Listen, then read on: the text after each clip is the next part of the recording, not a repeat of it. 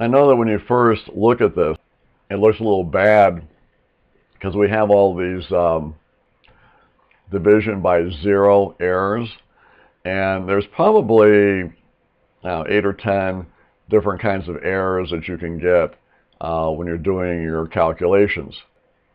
If you end up watching all of my videos in the entire Excel collection, you're going to run across most of those errors, and you'll see how we kind of deal with them or how we work with them. But here's our situation, and we're actually going to be doing this actual example a little bit later on in another video in this same series. I want to just kind of focus on the error, all right? What this worksheet does, in essence, it takes what we did this year and compares what we did last year with those same people, and it figures out what kind of a percentage increase or decrease they made. Did they go up or did they go down or whatever?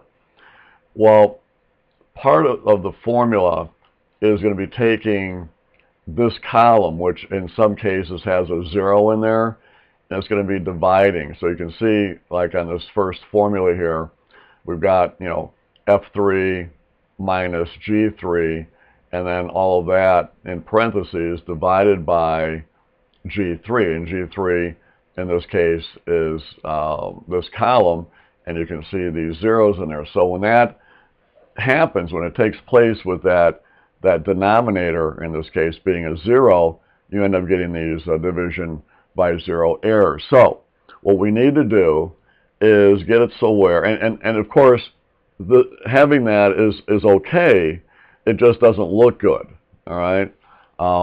What it would be better to see is maybe in place of the division by 0, how about just having just a 0 show up, all right? And therefore, what was the percentage of change? Well, I guess technically 0% change, because they had nothing in 2011, but then they had whatever in 2012.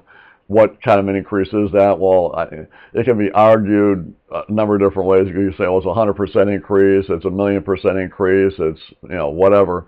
But I think in all fairness, it would be really a 0% increase, because there is no comparison.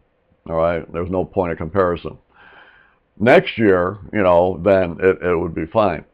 Anyway, so how do we get this division by 0 to show, let's say, just a 0? All right? Well, what we do is we go to the formula, get on there, and we'll just do this from the formula bar. You go up to the top here, and you click right between the equal and that left parenthesis, and we type in IF, okay? And when you type in IF, all right, let me do that. So you type in your IF, and you'll see if error pop up there. So we'll do a double click on if error. All right, there you go. And it says if error. So in essence, what we're trying to tell it is if an error occurs, such as the division by 0, if that occurs, then we want a 0 to take the place of the division by 0 error. All right. So what we have to do is we have to, put some extra parentheses in there. So we'll have to put another 2 here. You'll see why. So it all balances out here. So if an error occurs while doing this calculation, right, then, so now we'll put close that off there, right? We'll put a comma 0 parenthesis, okay? And we should be balanced out there. So we got 3 here and 3 on that side. So I think we're good there. So we're saying if an error occurs while doing this calculation, just put a 0 instead of a division by 0 error. So enter that in, and there we go. It shows 0 now. Now we can take that and copy that all the way down, and that's it. That's pretty good. The other option you have is you can have it do something other than a percentage or 0, whatever. You can say anything. You can put text in there if you wanted to, or you could just put some hyphens through it, whatever. I'll show you that again. So you can go back to this one here. We'll go back up there. We'll do our IF. There's our if error, right? Okay, and then and just double click that, and then we'll put our second and third in there. And at the end here, we'll do close it off, comma, and if we wanted to maybe put, I don't know, maybe just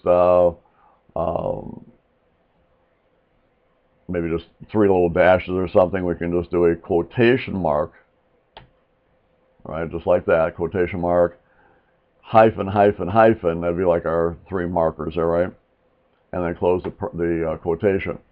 You have to do that with the quotation marks because anytime that you refer to anything non-numeric or non-value wise, it has to be surrounded by quotations, all right? And then we'll go ahead and close up the parenthesis, get it all balanced off, hit enter, there we go, and then we can just copy that all the way down. So there we go. Not bad. And that might be maybe a better way of showing that, because here it makes it look like, wow, you didn't, Chip didn't improve at all, versus this is almost like saying, we have nothing. It's not a percentage, it's nothing, right? So that would be your call. But hopefully this will help you out in some of your formula and function formula type situations. So take care. Hope you like the video.